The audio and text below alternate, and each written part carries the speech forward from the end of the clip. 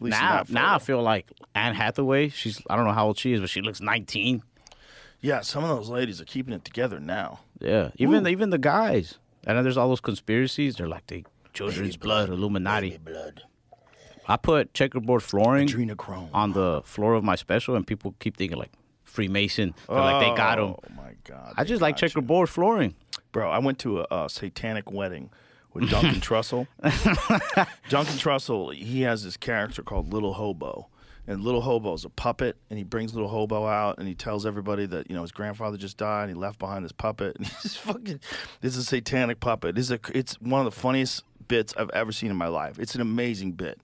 So he does this guy who is like Anton LaVey's grandson, I think. They're Satanists. And so they hired Duncan to do this routine at a satanic wedding. I go to this satanic wedding, and I take a picture with this dude. And to this day, people think I'm a Satanist now. Because I was like, fuck yeah. Like, I was like, this is so ridiculous. They're just silly people. I mean, I don't know if they're doing, like, real satanic shit when we're not around. Yeah. But, like, I was like, I expected it to be, like, I wanted to just experience it. Yeah. So we got barbecued. We were off the rails. We were in another dimension. We were looking at life through like a water-covered shower door. Like it was like everything was very strange. And so to me, watching Duncan do this little hobo routine in front of all these fucking Satanists, it was just wild. But it was hilarious. It was a fun time. But they were just like, I don't know what their thing is. Duncan says they're just hedonists. They don't follow any rules, and that's what they think of as Satanism. But, maybe they do some creepy shit like I bet you even in the religion of worshiping Satan, there's like different forms of it. Like I bet you even they're just like, you're not doing it right. This is how you do it. Right. There's probably like hardcore Satanists who really are out there murdering homeless folks. And then there's other people that are like, we're just like dressing up like devils and I remember seeing some shit like on TV one time where they're like, there's rules to it, like to a certain like they're like, if you're a Satanist, there's like their own 10 commandments, like you're not supposed to kill animals unless it's like necessary for food. Oh, really? Yeah, like never harm like children or women or some shit. Like they have like rules that even the devil's like, all right, bro, this is even too far. I don't know. We'll find out when we get to hell. Who was the guy that stumbled upon that Satanist place in the middle of the woods? Remember, there's that one dude that we had on, and there's this guy who used to work for NASA, who was a real Satanist, like in the Church of Satan, and this abandoned place where this guy used to do his research at. Someone went to visit it. Who was it? But this guy, like, Python. Was it Python Cowboy? Yeah. But like, Python what Cowboy. Time frame is this that he works at NASA? Like, did he help It was us like get to the moon? 1960s, 1950s or 1960s? I think the 50s. So it was in the 19. Yeah. Let's go back and find out.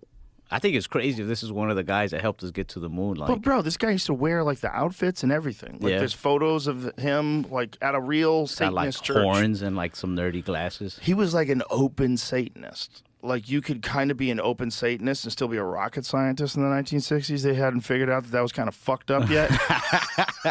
There was a lot of shit that they hadn't figured out by then. Well, the rocket scientists that we got, most of them came from Nazi Germany. Oh shit, I didn't know that. There's a thing called Operation Paperclip. And in Operation Paperclip, the United States acquired all of Germany's rocket scientists, including Werner von Braun. Who's this cat? Jack Parsons. Jack Parsons. It says his father, John Parsons. So go on that photo there. That's him dressed up in all the Satanist shit. He looks like look at that. He looks like Iron Man's dad in the Bro. movies, in the Avengers movies. This guy used to fucking dress up. Click on that link because that's the story. What's this one? Hold on. Look at this fucking outfit. This guy. Imagine this guy's a rocketry pioneer. That's crazy. From how you know rocketry so pioneer much. to deviant occultist, Jack Parsons was the ultimate mad scientist. So this motherfucker was like a real rocket scientist and also a Satanist. That's nuts, man. Crazy. How do you have all this knowledge? Scroll back down. You're such again. an intelligent, Yeah, smart I just have person. a good memory. And then you dress so goofy. Me? No, him. Oh.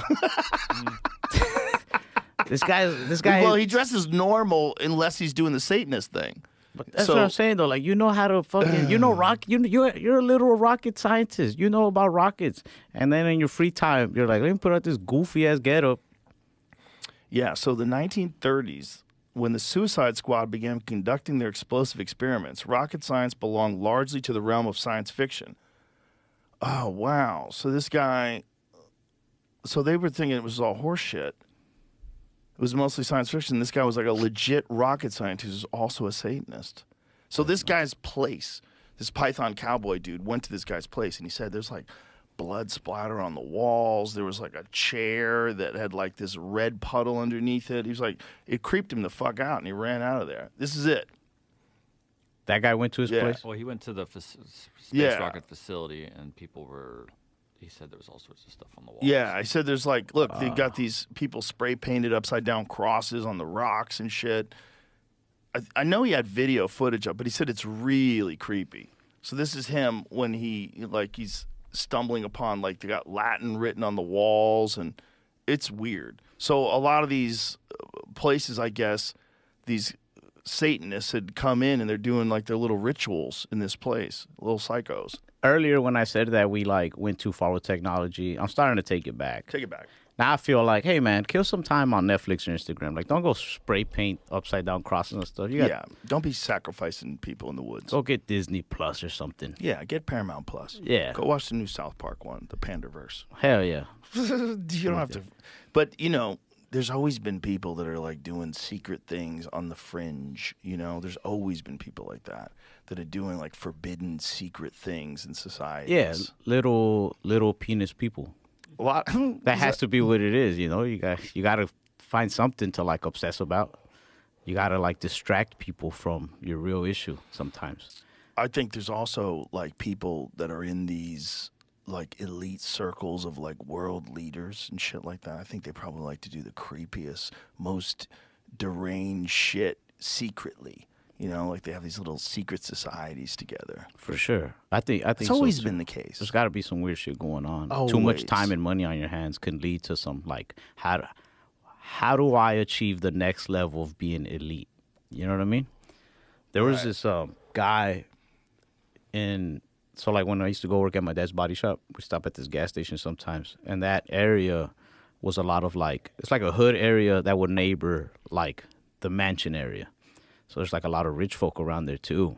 And sometimes, man, there'd be people doing weird shit. There was a guy, this little memory still goes through my head. Not like elite weird shit, but just weird. Like there was a guy who would hold like his paintings like from his house. He had like really nice paintings.